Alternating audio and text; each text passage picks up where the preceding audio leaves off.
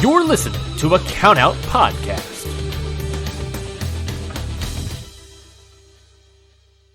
Ring of Honor gets that WrestleMania moment, and they join in on the fun. This is Supercard of Honor from 2006. You're listening to Pure, a Ring of Honor retrospective podcast.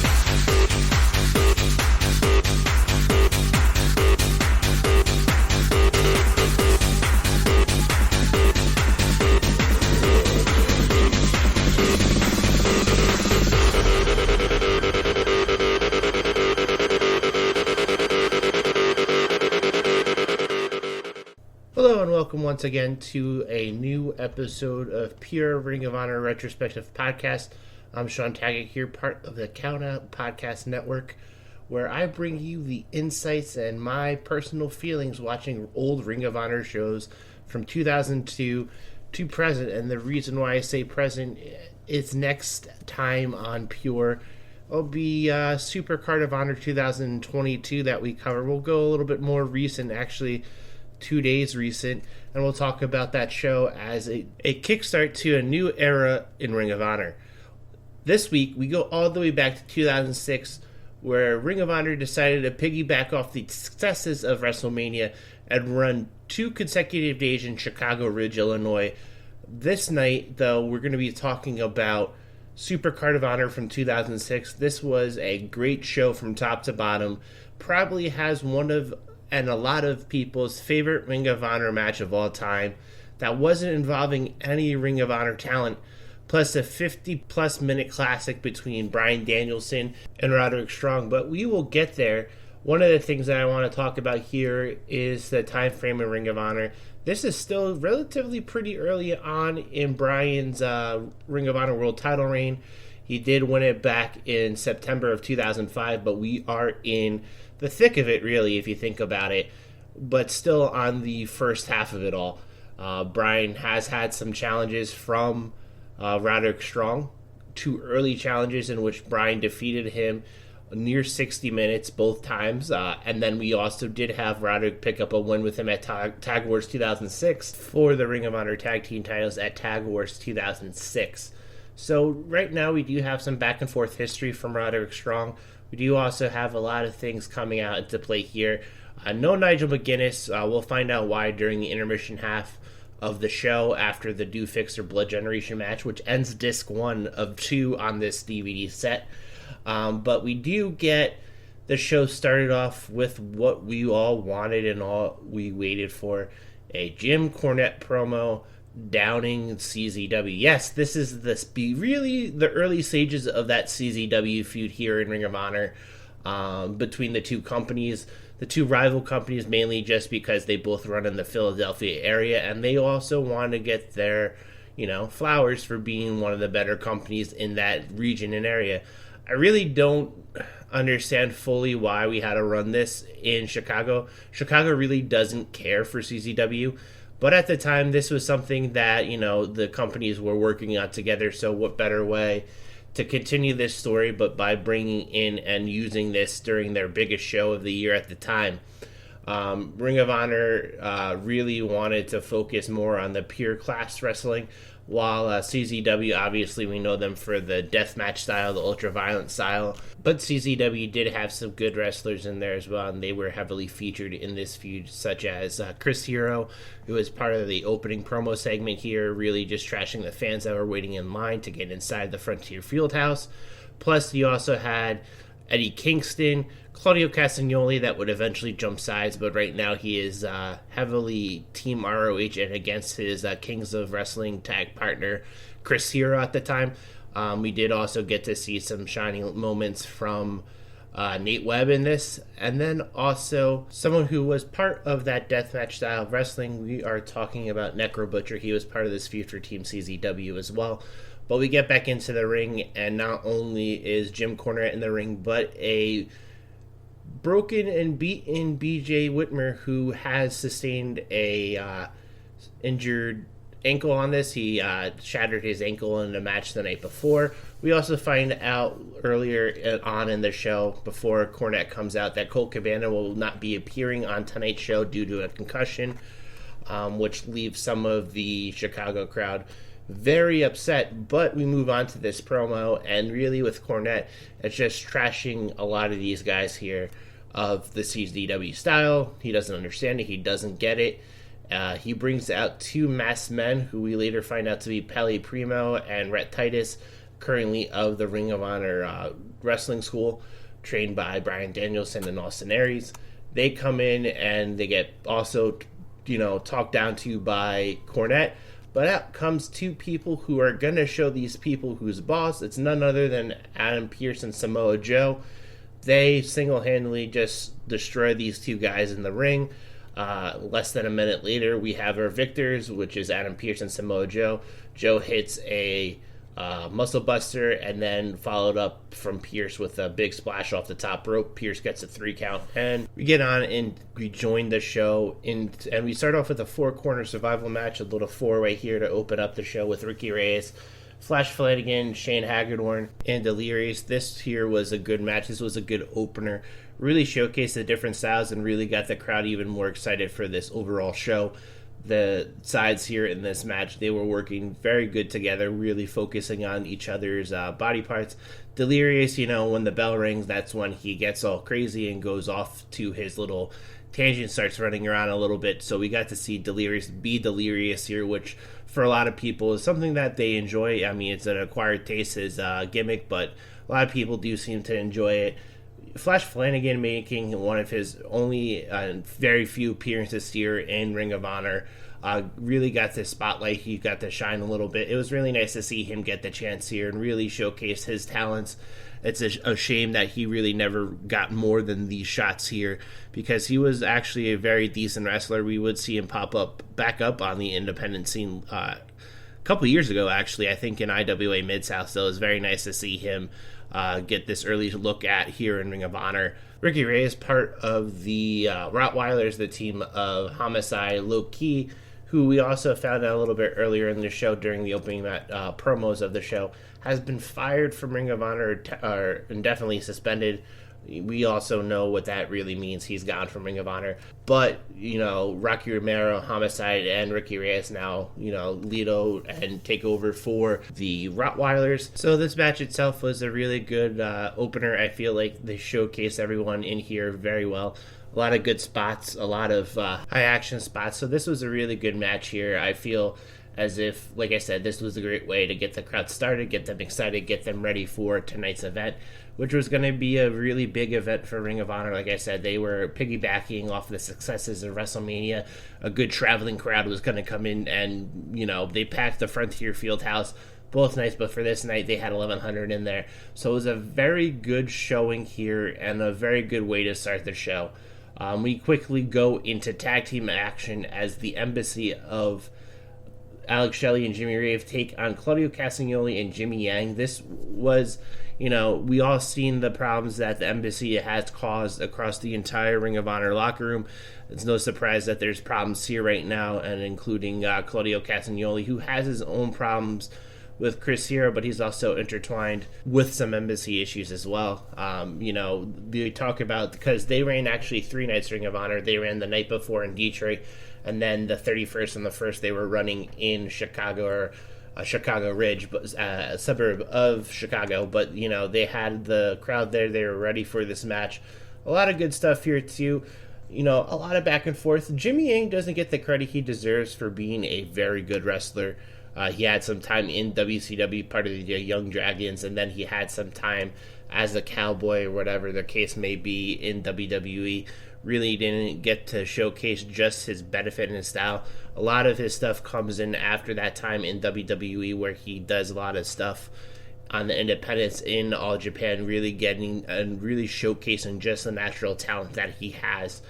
He is now still wrestling. He is teaming with his daughter, who's coming up into this scene. So make sure you take a look out for Jazzy and Jimmy Yang on the independent circuit. They have been running the Southeast, but maybe, they can come up north or wherever the case you may be on the West Coast and wrestle for a show near you. So it's good to see them here getting that opportunity. Claudio, still weird where he has hair. I'm used to him at least having the long hair cut, as he was accepting his reasoning to be bald. because, that just happens for some people. So he was, still showcasing that he had some long hair in this. Still weird to me to see it, but some great tag team wrestling, a nice little back and forth action here, really showcasing, really focusing on certain aspects of, the strengths of each competitor in this match. Alex Shelley still coming into his own as an overall competitor here, not only for Ring of Honor, but just in general in wrestling. He's really showcasing how good he has become in the short period of time that he's been in the business. But you could see here, this is just another case of, Jimmy Rave being Jimmy Rave, a good, dastardly heel, showcasing his character work as a heel. Prince Diana putting him over, Daisy Hayes putting him over at ringside with, everyone just really getting tired of him. It was really nice to see when he was coming out into the ring, the entire crowd throwing rolls of toilet paper at him. That was one thing that he was known to get done to him as he was coming out to the ring. So it was a nice treat to see that as we were watching this match here. I really feel as though, there was points in this match where we felt like it was going on for maybe a little too long. But, they already figured out and would master the pace to get it back to where they needed it to be.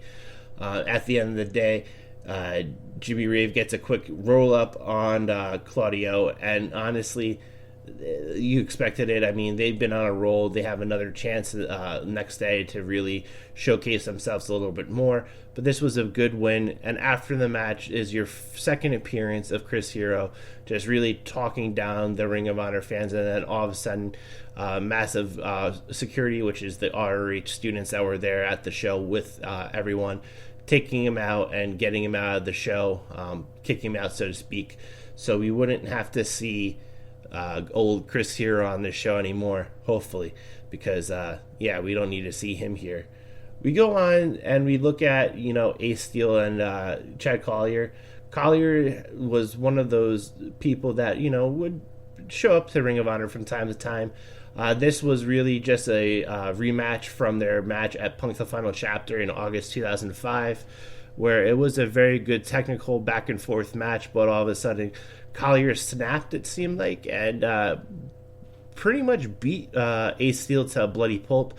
This match here, first blood match, Ace promised before this match during a promo that he would get his revenge and he would make Collier bleed.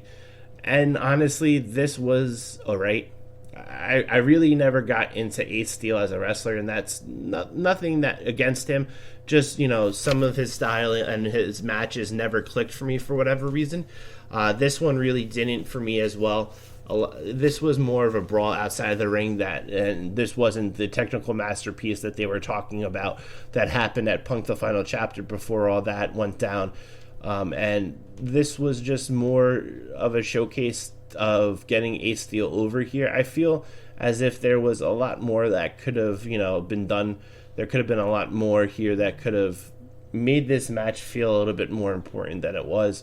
This is a first blood match, so this is like ending of a feud and whatever. And it just didn't feel like a feud ender. It felt like this was just a normal match that just had this weird stipulation added to it to make it look cool for the Chicago crowd. I feel as if we could have done a little bit more theatrics to get the blood flow happen. But it almost came out of nowhere. We did have the chair shots from Ace Steel to get that flowing, but really didn't really truly build up to the chair shots the way that I thought they would. I felt as if, maybe they should have done it a little bit differently, work some of the other weaponry around in the ring that they were using. They were, chucking each other into the barriers around the ringside, maybe do that a little bit more. But honestly, I feel as if there was a lot left to be desired. But, on a show that was going on for so long, had so many matches on here, not everything's going to hit, not everything's going to click the way it should. But, it was a prime example here of allowing these two to really go on and showcase whatever they were trying to showcase. We go on next to probably another strong tag match here on the show. A very highly rated tag match to the cage match audience. We look at Matt Sydal, who is part of Generation Next at this time. He is teaming with AJ Styles. AJ wanted to take him under the wing, and how could Matt Sydal say no? Which is a very good point. How could you say no to somebody like AJ Styles. You want to learn from the best. You want to become the best. Why not go under his wing? But that did bother Generation Next leader Austin Aries, who him and Jack Evans went on to have probably, and you know what, they really showcased themselves very well here and showed out here very well. They talk about the two, meaning AJ and Seidel, having the chance against Roderick and Austin Aries for the ROH tag team titles here. And, you know, this is a story about, you know, Seidel wanting to prove himself as a competitor, as a worthy competitor here in Ring of Honor. Really wanted to showcase himself as somebody who can be on the level of an AJ Styles, of an Austin Aries, guys like that can raise their game and raise their bar, take themselves to a level that really can't be matched. And I think this was a really good coming out party for Matt Seidel in this match. He really was the main attraction, the star of the show in this match alone. And I feel as if, you know, that was a product of AJ wanting him to get the opportunity to showcase just as good as he can be. We do know how good he is. We do understand, and we do see the cases of Seidel being one of the better wrestlers in not only the world, but, you know, for Ring of Honor in a short period of time, one of the better high flyers that this company has to offer. You know, gets to showcase his talents well. Probably, in my opinion, took over Jack Evans and one of the better high flyers here in Ring of Honor. Jack Evans still had some of the flashy moves, but you can even see, like, even at this time, and we see what Jack Evans is like now in AEW, you know, getting up there in age, broken a little bit from running all those moves and doing all that stuff that really would catch up to him. You saw some early flashes of that happening to him here, but not enough to really, you know, worry about him. You know, this is just Jack Evans being Jack, having a really good, you know, match, just showing off his spots. A little sloppy at times, but Jack can hit those moves and you don't have to really worry about it here. What was really telling to you is the fact that Seidel really was getting worked by Aries and Evans pretty tough. This wasn't going to be an easy match for Seidel, especially for Seidel, just because, you know, he's going and turning his back sort of in a way to Generation Next by teaming with AJ instead of not taking the tutelage of an Austin Aries here. This was, you know, a lot of heavy back and forth.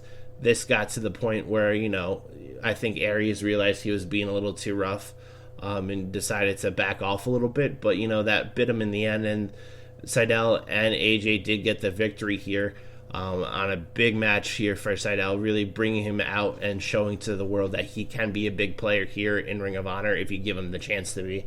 Once again, you're listening to Pure Ring of Honor Wrestling Retrospective podcast here on the Countout Podcast Network.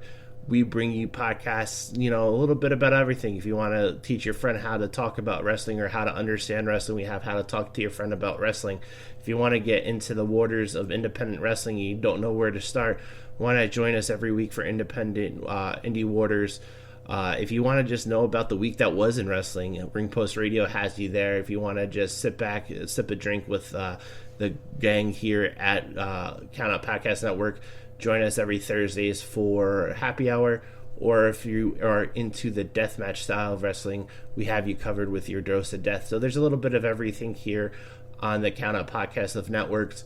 And this brings me to the main event of Disc 1. This is Do Fixer versus Blood Generation. This is one of the highest rated Ring of Honor matches, according to Cage Match, according to Dave Meltzer, if you're into that type of thing. This was really one of those matches that I think Lenny Leonard and Dave Prazak, no disrespect to them, I think this was too much for them to really focus on and track. So they let the action do the talking. And sometimes when that happens, you just want to let that happen because it gives you the ability to understand and see a little bit clearer what's going on. You get to really feel the action, feel the emotion, feel the crowd energy because, you know, the pumping of the mics that they have back there, you really don't get to hear, get to feel the energy in the crowd. And this is one of those matches that you really got to feel and understand that energy. The energy that we really felt as if, you know, watching this match unfold, you would still get to see if there was commentary, but that added extra layer here of no commentary, just brought it up to the level, and you got to respect the match a little bit more. You got to respect and understand what exactly is going on in this match in all given times. A lot of back and forth, a lot of fast action. I mean, almost too fast. Naruki Doi is known for his speed, so you saw him like sprint back and forth on the ropes without breaking a sweat here. Made me break a sweat, to be honest with you, just watching how fast he went. But you got to see a lot of things in this match that really you don't get to see a lot of in Ring of Honor to this day.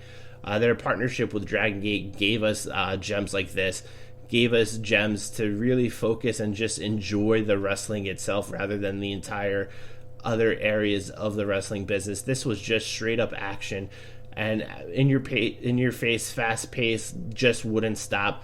Dragon Gate tag rules are pretty much lucha tag rules, so you just see people coming in and out of this match. A really good showing here for the Dragon Gate guys, and I think this was, they had Dragon Gate Challenge the night before, but this was really a test to see how well the Dragon Gate guys would get over with the United States crowd, especially a traveling crowd. Ring of Honor fans in general are very smart fans at the time. They would pretty much watch everything Ring of Honor's own website would carry and sell some of these shows for fans to go ahead and purchase. So you had the opportunity here to really focus and watch and really understand how your favorites were going here in Dragon Gate. And honestly, Do Fixer gets a big win here. It was a very good showcase here. I would say probably one of the better matches on the card here that isn't the AJ Styles Matt Sydal versus Generation X tag match, and even the main event. So we go here, before we take that disc out and we go to disc 2, Nigel McGuinness explains his whereabouts, explains why he's not at Super Card of Honor. He's out there defending the pure title in Japan, so he's trying to make this a world title. And he makes a point to bring up Bryan Danielson, who claims he's the best in the world because he gets to travel and showcase and really push the pure title as the title to want in Ring of Honor. And he's looking forward to the eventual challenge of him versus Bryan for the Ring of Honor world title. So something to think about here as that he gets planted into the minds of Ring of Honor fans who are watching the DVD and going, that should be a good match when that happens, as they switch from disc 1 to disc 2. So we go here, and we are in the back half of the show. One of the things here to get excited about, too, is a Shimmer, showcase here between Allison Danger, Cheerleader Melissa, Lacey, Rain, Daisy Hayes, and Mischief. This was a good opportunity for the Shimmer audience or the Shimmer faithful or even people who just wanted to see what Shimmer was all about, get the opportunity here and showcase themselves in this 6-man match. Really cool to see a lot of these girls and what they've accomplished, the women, for Shimmer in this early going. You have pretty much the founding sisters or the founding mothers of Shimmer in this match here. Sure, there's a couple that are missing. Dave Prazak is doing the call for this, so he's there as well, talking up and talking about Shimmer. But you have everyone here who, played an important part in the whole birth and start of Shimmer. So it was really nice to get them the opportunity to showcase themselves here, and given the opportunity to showcase some of the spots that they can do here as well. So I feel as if this was just a very good way to, get people talking about Shimmer a little bit more, get people interested and invested in what the product was going to offer. At the time, it was the sister promotion to Ring of Honor, so you would see a lot of crossover in terms of the women getting their shots on a Ring of Honor card, getting them opportunities to wrestle either on a main card or during the pre-show dark matches. Either way, you got them to really showcase their true ability and true talent.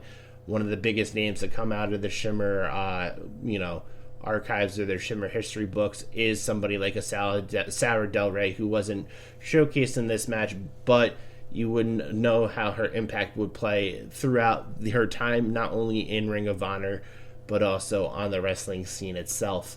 So Mischief picks up the victory here. Very good back and forth. Everyone got to get their stuff in, really showcase their talent and their ability in the ring, which honestly, not more than what you can ask for here in a match that was just crowded and loaded with a lot of very heavy hitters in the women's wrestling scene at the time on the independents. We go in and we get the Homicide match. No, it's not against Colt Cabana, as we found out earlier on in the show that Colt Cabana was unable to make it due to a concussion he got the night before in Detroit. So Homicide has this match, and it is a squash against Mitch Franklin, who's a Ring of Honor student. He's not Grizzly Redwood just yet. He's still just Mitch Franklin. So, Mitch tries to get some of his offense in. Homicide doesn't really take any of his offense at all.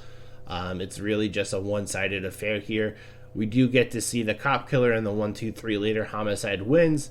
Homicide really focuses on the point that he's done with Colt Cabana and, just really doesn't want to do anything with him, doesn't want to deal with him, doesn't want to be involved with him, so on and so forth. Well, that's too bad because Colt Cabana's here and he's ready to fight, which, we hear on commentary. And if you really think about it, if a guy has a concussion, he shouldn't really be out there. But 2006 was a different time about head injuries in wrestling. So out comes Colt Cabana, and he really tries his best to take down and defeat Homicide. He does get the early upper hand here, putting Homicide through a table, throwing around and hitting the barriers. He looks like he's about to hit the Colt 45 on Homicide, but Julius Smokes gets up on the ring, and that's really where things turn south for Cabana as he then takes the rest of the beating pretty bad, ending with a couple share shots to the head as well as a DDT right on a ladder, pretty much a ladder that gave him the concussion in the first place. This was supposed to be a fight without honor match here. This was the apex of their feud here. This was going to get pretty hot and heavy pretty quickly. And as, Cabana was getting carried out and helped, in comes Necro Butcher and Chris Hero. So the security that was there for Ring of Honor didn't really do that great of a job because, Necro and Chris Hero are in the ring really talking down the Ring of Honor audience. Cabana tries to get himself pulled back into the ring so he can fight them, but the referees and the security team are slowly trying to get Cabana out of there. Continues to talk him down. Out comes Samoa Joe and Adam Pearce, who really, try to even the odds here. Looks like for a while this is a long brawl, a lot of back and forth, a lot of pushing, shoving, beating, and everything like that. Finally, we get the Ring of Honor guys taken care of as BJ Whitmer comes hobbling on his broken ankle, as we know that is broken from earlier, as Jim Cornette is also struggling out there. But BJ Whitmer comes out, scares Hero back into the ring, gets beat and taken down by both Joe and Pierce, rolls out of the ring and gets blasted over the head with a chair by Whitmer. In comes Cornette, and really, it's just Ring of Honor is the better company and does it again type of situation here. And that would happen on a lot of these Ring of Honor shows. There wasn't really any true struggle or back and forth. It was just that, hey, Ring of Honor's better. Well, look at that. They get one up. CZW did have a few moments in Ring of Honor, and obviously on their shows that the feud would take place a part of. This was easily just a one-sided affair that Ring of Honor took advantage of and ran with. And honestly, I think Ring of Honor cared a little bit more about this feud. I don't understand why, but this was something that they cared about a little bit more. Joe would stay in the ring as we get to the semi-main event, the cool down, if you will, between Joe, Jimmy Jacobs, and Christopher Daniels. Joe is in the ring. He's obviously, still over with the crowd. People still like him. Daniels' whole big thing now is maybe he'll start shaking hands and abide by the code of honor. Who knows? You're going to have to watch and find out if he really wants to. And then also Jimmy Jacobs is infatuated with Lacey. At this time, the Ballad of Lacey did come out. And that was his entrance music, which infuriated Lacey. And Lacey just wanted Jimmy to focus on the match and win. Jimmy wanted to focus on his love to Lacey and his attention to Lacey. So a lot of, mixed signals, if you will, between Jimmy and Lacey here. But this was a really good showcase for all three in this match. Obviously, Joe and Daniels being the TV wrestlers for TNA at the time. Jimmy, he's a very good independent wrestler. Really on the Midwest scene, he's picking up steam here in Ring of Honor with everything that he's doing with the Ballad of Lacey, Jimmy Loves Lacey, some of the stuff with BJ Whitmer that was going on as well. So really showcased all three men very strong. Jimmy looked like he could have won this match a couple of times trying to hit that contra code both on Daniels and Joe, but it really didn't matter because at the end of the day, Joe would just choke out Jacobs and would piss off Lacey because Jimmy didn't get the job done again in her eyes, so that annoyed her. But this, like I said, this was a nice way to get the crowd still excited. It was a very late night.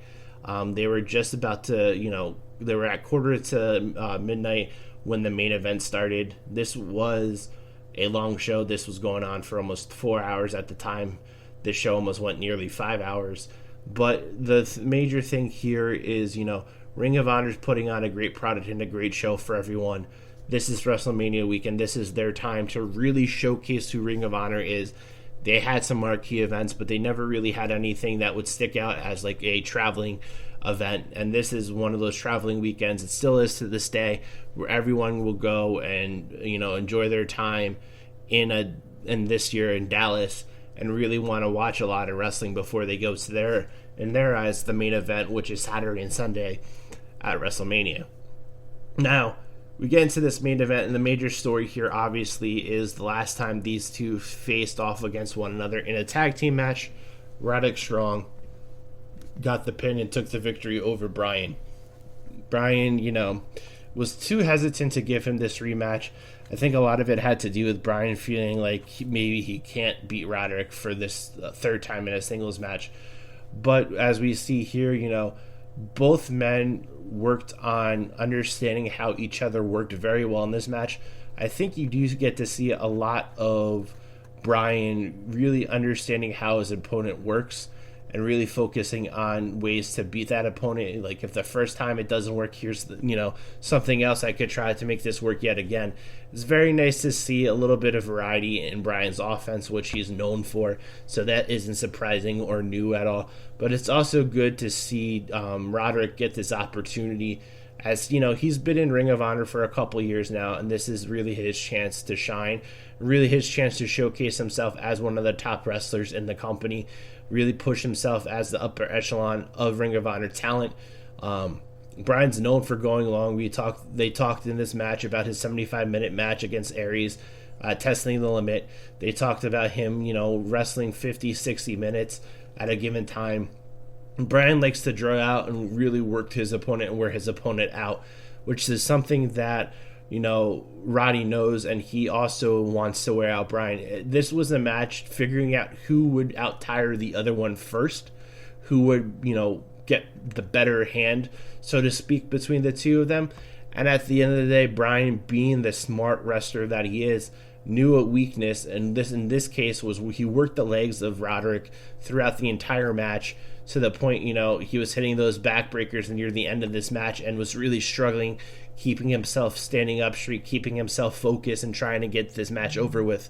So there's a lot of inconsistencies there, which led to some parts of, will Roddy be able to overcome that hump? Will he be able to, overcome some of these ailments that he's dealing with right now?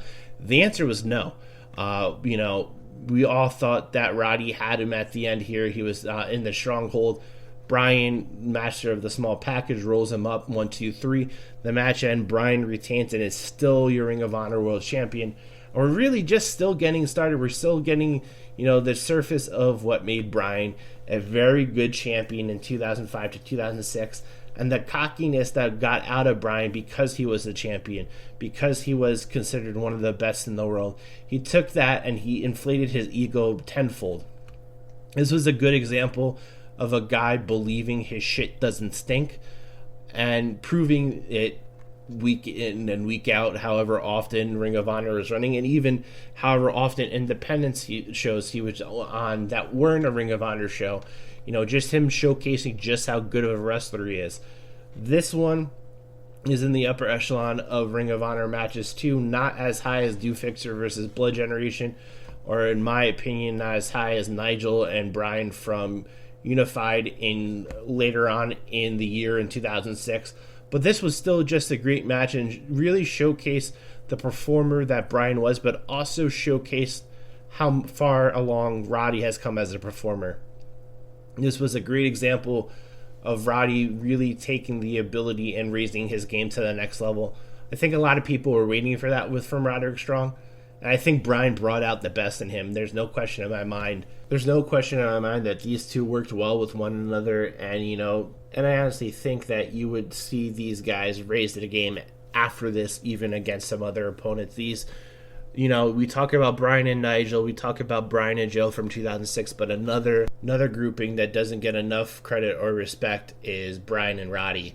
And honestly, this is the reason why this was probably the most overlooked and underrated feud in Ring of Honor in 2006. These guys would go out there and put on the best possible matches at any given time.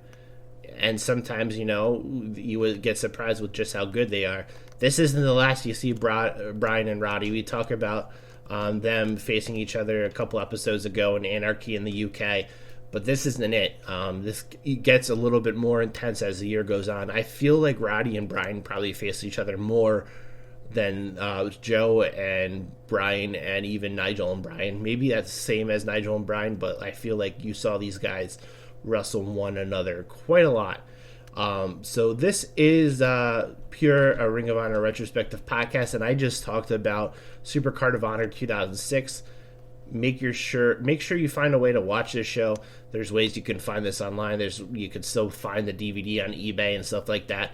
You can watch this show and you can enjoy a lot of these matches here. The show still holds up today to some standards. I would say there's certain parts that don't. Mainly, if you really want me to throw out something right off the bat, is the Cabana working with a concussion. That doesn't stand out, and that wouldn't happen in today's wrestling. But obviously, the rest of the show clicks, and it works very well. This showcased Ring of Honor partners in Dragon Gate very well, and honestly got everyone excited for the future of what Ring of Honor would have to offer. Again, Ring of Honor is one of the early independent promotions that would piggyback off of an event like WrestleMania. So it was nice to see them getting a big crowd and a good-sized travel crowd here to really just get this ball starting and getting them to the next level. Again, this is Shawn Taggart. I thank you guys for listening. You can rate, review, subscribe, do all that fun stuff on wherever you get your podcasts, iTunes, Spotify, some other places that do podcast stuff as well. You can either find me on ROH Retrospective Pod or on the Count Out podcast feed, wherever you guys want to listen. If you rather just have something just uniform, go with the Count Out pod, whatever's easier for you. Again, we are talking about the next time you hear my voice on the Pure podcast. We're talking about the Supercard of Honor show from April 1st, 2022. So we're going recent Ring of Honor, the big title unification match. There's a lot more that's going to, be on this show, and we're going to talk about all of it. We're going to see how I feel about this new Ring of Honor. See, I'm skeptical, but I'm eagerly excited to share my thoughts and talk about it with you guys the next time you see me, which is April 4th, so it's going to be fresh in the mind. Once again, this is Shawn Taggart. You can follow me on Twitter at ShawnTaggart531, or you can, just listen in and enjoy the talk about Ring of Honor. Thanks again for listening, and I'll see you next time here on Pure. This has been a Count Out Podcast. Hi guys, this is Lauren, your proud host of Your Dose of Death. Just give me a little quick tune in to make sure to listen to Your Dose of Death. Each and every single episode, I provide a different lens into the world of deathmatch, whether it be wrestlers, content creators, or anyone in between. Make sure to listen to me each and every single episode to get a different lens into the death. And please, make sure to listen to Your Dose of Death.